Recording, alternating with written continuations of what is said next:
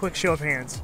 How many people like the idea of driving semi-realistic cars on semi-realistic tracks at like 100 miles per hour, shooting other opponents in the back with various weapons?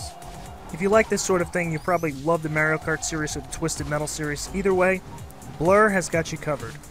Created by Bizarre Creations, the same team that brought us PGR and, well, Geometry Wars, and that's a different genre. And some other games besides that, if you remember Metropolis Street Racer, but that's going back a bit. Blur, in general, is probably the best kart... see, I almost said kart. And the reason I almost said kart is because normally I've associated combat racing with karts. However, this has changed entirely. Blur takes the entire genre and spins it on its head by giving you semi-realistic cars to race around tracks that could be based in real life, in fact. And it just lets you decimate your opponents endlessly with a variety of weapons that are actually quite creative. You have everything from a barge, which knocks opponents to the side of you, just completely left and right. Shunts, which fire forward and work very much like missiles. You have a shield power-up. You have a 4-shot or 3-shot when you start out laser beam style attack, which I have right now on screen. And you have a speed boost, which I absolutely love, which really does give the name Blur new standing. But on a whole, is Blur up to the cut of Mario Kart and Twisted Metal? Yes and no. It depends. For starters, there's one thing I've always mentioned about racing games that bugs the hell out of me, and that is rubber band AI. And Blur has some of the most notoriously difficult rubber band AI I have ever seen. You can knock the AI around the track all day long, and they still will be on your ass the entire race. Now, it wasn't so bad in a game like Split Second where you had kind of like a serious speed opportunity to pass by people, but in Blur, when they're on your ass and they're there the entire time. They stick to you like flies to shit, literally. It's ridiculous. And winning races in Blur is not the core objective, and it shows due to how the score system works and how you access different bosses and other tiers later on in the game. So basically that means getting first place in a race is not the end of everything. That's not the highest ranking you can get. There's far more to do than just win the races in Blur, and this is what keeps the replay high. There's the primary goal, which is to finish the race, but there's also fan targets and a fan run option as well, which you can do fan targets in a certain sequenced order. Fan targets, which you'll unlock later on, are what make the game progress. As you earn more fans, you earn more unlocks.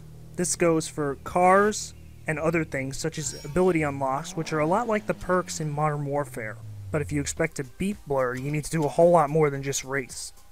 Every race series has a boss character. In order to unlock them, you have to meet specifics, and it's not just win the race. It could be anything from overdraft 20 opponents to shoot 40 opponents in the back with a specific weapon while doing a drift.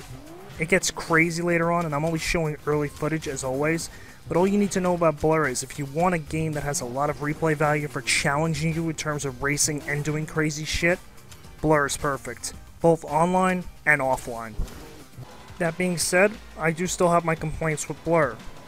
One of the biggest offenders for me is the fact that no matter how hard I tried on certain races, I could never get past a certain ranking. And I would bust my ass at times to literally get the highest possible ranking, play like a pro, play the track over and over and over again, and it just never got there. So no matter how hard I would put in to try to win a race and conquer everything, it just seemed like virtually impossible to get a high score or to meet the requirement to face off against the boss or to progress the game. And this drove me nuts. The trick is that you have to learn where on the track all the weapons are, and you have to literally memorize the positions and try to get the best possible speed around corners. And this is very tricky because unlike most games of this type, drifting is more realistic now, so you can't just fly around corners at 800 miles per hour. You have to literally turn into the apex of the turn, and you have to drive. So there's a lot more realism here than there was before, so that can sometimes aggravate the hell out of me, and I'm sure it aggravates the hell out of a lot of other people too. Because between all the objectives you have to complete, the fan target runs you have to do as you're seeing on screen right now, while all this chaos is occurring at the same time, it can be maddeningly difficult, to the point where it bypasses any other combat racing game's difficulty that I've ever played. And this is sort of where Blur falls down, where these things can seem like fun to some people, other people might find them tedious and annoying at best. And it doesn't help that you can lose any of this by a fraction of a second. So yeah, this is a tricky game. It's rewarding as hell, but it's also hard as all hell. But in the end, if you're a competitive person and you like combat racing, you really can't go wrong with Blur. It's a well-made game, it looks great, it sounds great, and it plays really well. So all of the thoughts aside, if you want a racing game that kicks fucking ass, but will also kick your fucking ass at times, get Blur. Either way, make no mistake about it, Blur will challenge you, because this game is really fucking difficult, but really fucking rewarding at the same time.